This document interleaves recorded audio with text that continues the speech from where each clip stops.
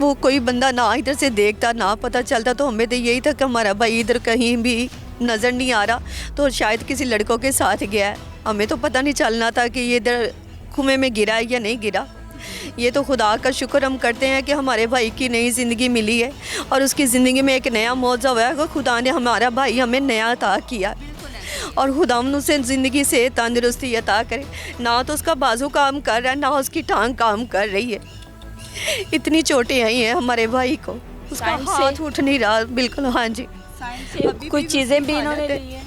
हाँ जी, फ़ोन लिया, पैसे लिए। कौन सा फ़ोन? फ़ोन उसके पास सैमसंग था। सैमसंग था, फ़ोन ले लिया है। हाँ जी। कितने पैसे? ना पैसे उसके पास है ना फ़ोन उसके पास है, लेकिन मैडम जी हमारी दरख्वास्त है मरीम नवाज़ी, उसे कड़ी से कड़ी सज़ा मिलनी चाहिए। 6 लोग हैं कभी भी, हाँ 6 लोग हैं, और कभी भी किसी भी बेटे के साथ, किसी की माँ के बेटे के साथ, ना किसी बहन के साथ, कभी भी ऐसा किसी भाई के साथ बुरा ना करे।